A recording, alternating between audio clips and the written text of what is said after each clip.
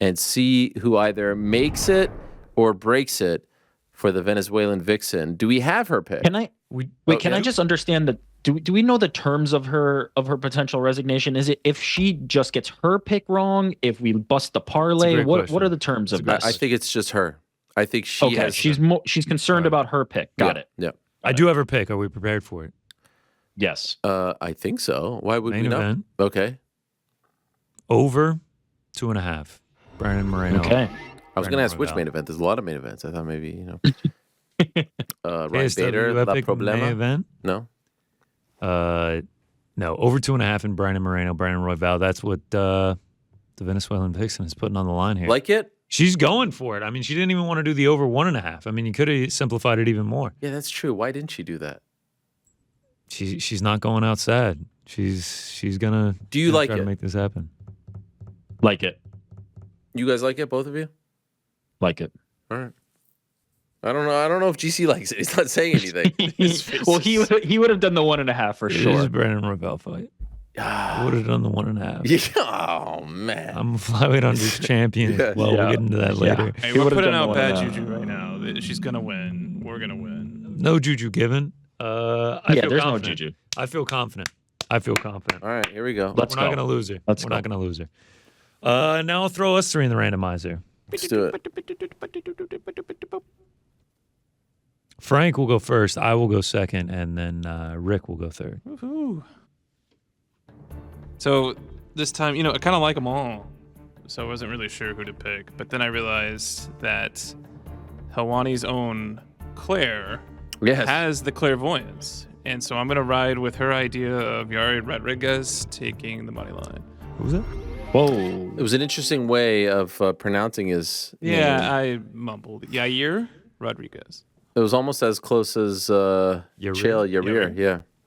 You know what? So it's Yair Rodriguez. I appreciate you going with Claire. She did nail that. She didn't have to say afterwards, I don't know who these random people are, but, That made it even better. The random really stings hard. Yeah. Could have just said, I don't know who these people are. She really set it in stone with these random people. All right. All right, that brings us to me. My guy, Daniel Da Silva, back in action, flyweight fight. Taking on Edgar Shirez. We saw this at Noche UFC. We almost saw it again before it got canceled. I will be taking the under 2.5 in this one, a little alternate total. And that'll bring us to Rick. Got some variety. I like it. Keeping it simple. Raul Rosas Jr. money line. Let's go. Is he the favorite? Let's go. He is, minus 218. All right. Feeling good about this one. I hope we do. I mean, we need to get the monkey off our back at this point. Yeah, if we don't get this, then we will have gone January and February winless. Let's not even mention that. Something I think it's worth mentioning. afterwards. I think that's worth mentioning. This has never happened, right? We haven't gone. There was a run there. No, we missed 9 in a row one time, and then we saved it on the 10th. I don't know how many this is, though. I don't know how many we missed. All right, well, here it is. This is a big one. We got this. What do we got? GC? As you know, flyweight unders are near and dear to my heart, and this just happens to be my Super Bowl. 5 flyweight fights on this one. They're fighting at elevation, 7,400 feet. Everyone likes to talk about Salt Lake City, 4,200 feet. This is almost double that. So I think it's going to make for some great scraps. And we even got it in the main event, too. Brandon Moreno, Brandon Royval, Battle of the Brandons, flyweight fight. This is tailor-made for me. It's my Super Bowl for that reason. It's my Super Bowl for the reason that, everything's on the line with Juliana Pena. I can't wait for this card. So let's dive into the picks. Doesn't take too much explanation here. So I'll just start with the first 5 flyweight fights. Altamirano dos Santos doesn't go to a decision. I can understand why people might be worried about this one. Altamirano, 5 of his last 6 have gone to a decision. Dos Santos, 3 straight. Here's the thing. Altamirano, born and raised in Mexico City. At least born there. I actually can't speak to the raised there, but he was born in Mexico City, hometown kid. Going to be the first Mexican fighter to come out. Crowd's going to go absolutely bananas when this guy hits the octagon. And then on the other side, Dos Santos, shoot box guy. Likes chaotic, likes hectic, They're both due for a finish at this point. Crowd's going to be on fire. We see a finish in the first fight featuring a Mexican fighter. Next up, Bondar versus Rodriguez, of course, taking it to not go to a decision. Bondar, if you look at his Tapology, it says 19-4. If you look at his Sherdog, it says 14-4. If you look at UFC, it says 14-4. I'm going to go with the 14-4. 18 fights, 16 have not gone to the scorecards. And one that did, his last time out, he definitely got finished. That went to a technical decision. That fight should have been called. It was a scary moment for him. So let's just call it 17 of 18. Next up, Aguilar versus Mendonça. It's a flyweight fight. Under 2.5, and honestly, this is one that I like more than most. If you look at it, I mean, Mendonça, another shoot box guy. Charles Oliveira comes from. Charles Oliveira is the king of the unders.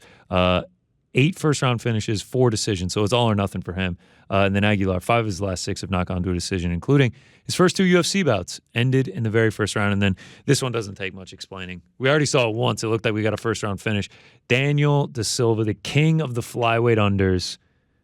This man, 16 fights for him. 13 have ended in the first round, and he has never seen a third round in his entire career. He's here for a good time, not a long time, does not have great cardio, and I can't imagine being at 7,400 feet is going to help him. And then last but not least, the main event. Fight doesn't go to a decision. Brandon Royval, you heard him in the interview earlier, right? He was like, felt like I didn't go full raw dog. I let off the raw dog gas. You know, I wasn't who I was in there. I think that was a tease to the raw dog's coming back on Saturday. He's got to fight how he fights, which is chaotic, which is finish dependent, which is hectic. And I think that's what we see here. I think we come out. Are we really going to see 10 consecutive rounds from Brandon Royval with no finish happening? I don't see it. I don't see it happening. So that's how I'm playing the flyweight circuit that is coming on Saturday. A couple other picks that I do have. Raoni Barcelos, Christian Quinones, under 2.5 in this one. I know Barcelos goes to a decent amount of decisions, but he's past his prime, and we've seen him get finished. We've also seen Christian Quinones get finished. All 4 of his losses have come by way of finish. And I think someone gets got in this one. I think someone gets got, and we see a finish here, and it should be a good one. Next up, Manuel Torres. I mean, you want to talk about a hectic fight. You want to talk about a chaotic one. That is a Manuel Torres fight. This man is like the lightweight Daniel Da Silva. 16 fights, 15 ended in the very first round. He's going to push that pace. I know Chris Duncan lately has relied more on the wrestling. We saw him get into some absolute wars, some absolute scraps on Contender Series and early on in his UFC career. Finished by Slaviklaus. Dropped like 3 times by Charlie Campbell before fighting back and getting a finish of his own. I think Manuel Torres is gonna bring that dog back out in him, and it's gonna be a very exciting fight. And I trust the durability of Manuel Torres and the finishing capability of him more than my man Chris Duncan. Next up, another under, Yasmin Jauregui versus Sam Hughes. I think this is a really good matchup for Yasmin. I think this is kind of tailor-made for her. I think she's just going to be the more aggressive fighter, doing more throughout the whole 3 rounds if it goes that long. But I think she's very live for a finish, and at that number, I was willing to play it. And then our man, I don't know if you can see him here, right there, hero last time out. Absolute hero, Raul Rosas by KO plus 500, KO round 1 plus 1,000. I mean, he will forever be ingrained on this wall. One of the best moments back at Noche UFC. No crazy props this time, but I am playing the minus 3.5. Feel like this is a good matchup for him. Ricky Tercios, not good on the takedown defense. In the 2 UFC fights where his opponent have attempted a takedown, he got taken down 6 times and 7 times, respectively. And I think Raul Rosas is a better grappler than both those guys, Brady Highstand and Kevin Notvidad. I think Raul Rosas knows the game plan here. I know he got a KO last time out, but I think he needs to go back to the grappling. I think sub is very live or just a dominant performance. Another reason this card is my Super Bowl. First ever UFC card, first and only UFC card I ever went to was UFC Long Island. That's back in 2022. Main event, Yair Rodriguez versus Brian Ortega. Set the scene for you. So excited. First UFC event. going out on Long Island. Had a couple people coming to town. Had a bunch more from New York coming. I mean, we were rolling deep, like 10 people. It happened to be my birthday as well. I mean, it was a great night. It's a great night. And I was all over the main event. Brian Ortega by sub round 2, 3, 4, over 1.5. All this action, you know. And I was doing great up until that moment. Lose it all. You know, the injury, the over 1.5 is dead, all that. It was like devastating. It was my soul was sucked out of me. It hurt. And then I had to get on the Long Island Railroad for a sad ride back to New York. It's redemption time.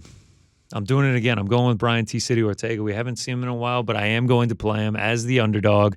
I think he can get the takedowns, and from there, I think he can get a submission. I feel like I'm on an island with this one. I think a lot of people are going to be going with Yair, but Brian Ortega was like minus 175 before this, and we've seen him come back from long stretches away and shown an improved version of himself, and I think that's what happened here. So I'm going with T-City, Brian Ortega. Couple parlays, Naimov Zellhuber, Naimov Moreno. And then, you know, I'm not going to let you go without a couple of picks on the old Bellator PFL Champion Series. Yoel Romero, money line. Who doesn't want to cash on 46-year-old Yoel Romero? We're probably going to see like 50 total punches thrown in this fight. This has a very real chance of being a staring contest, but I like Yoel Romero's chances in that one. And then in the main event, Bader, Fajeda, under 1.5. Fajeda, 7 of his last 10 under the 1.5. And Bader, not as good as numbers there, but he's got knockout power. And then if he doesn't stand and trade with Fajeda, I think he can dump to the ground and use some ground and pound to get the finish. I think that one's going to be really exciting. A little Bellator chalk parlay, Nemkov, Jackson, Eblin, and then a little crossover. I mean, we're just littered with action this weekend. McKee, that Torres Duncan under 2.5, and Shirez da Silva under 2.5. Back-to-back weekends with a ton of action here. So this is all great stuff, and I'm rooting for every single one of your picks, but we have to start monitoring what the won-loss record is of you betting against someone who comes on the show leading up to the fight. Yeah, it's not great. Because I feel like, again, it's Ortega and not Yair. I mean, it.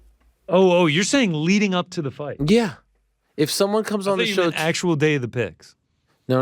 Like, there's got to be a period where I feel like if we go against that guy, I think historically it doesn't work out great. Yeah, I don't think it does either. Why did you go so low now all of a sudden? Just getting comfortable, man. All right, fine. Yeah, I don't know. I mean, I thought you were going to say because I'm actually like going directly against both Frank's pick and Juliana's pick in the parlay pal. No, I mean, you can't listen. You can't rely on that. You got to go with what you want to go with. But I just mean, this happened recently. Who did it happen with? And we're like, oh, you went against our guy. Oh, Open. Yeah. There you go. Now, is it maybe just a Wednesday guess? Like, Yair was 2 Mondays ago. I don't know, but right. Well, I do have Brandon Moreno in a parlay. Yeah, I guess. Yeah. So there you go. I didn't know he was coming on the show. It's nothing personal. It's nothing against anyone. No. I have no vendettas against anyone. I just wonder what that won-loss. I don't think the juice. I actually think out of respect for the parlay boys, I should. Connor sends you the picks. You don't book those people. That's actually a great point by you, right? To come on I like the way you're thinking. I mean, have some respect for the parlay boys. We need it. Fair enough. Thanks for watching. We appreciate it very much. Hey, if you like this video, give us the old thumbs up. Subscribe as well. You could get many more of these videos on the channel, so please do that. We would love you forever if you did so.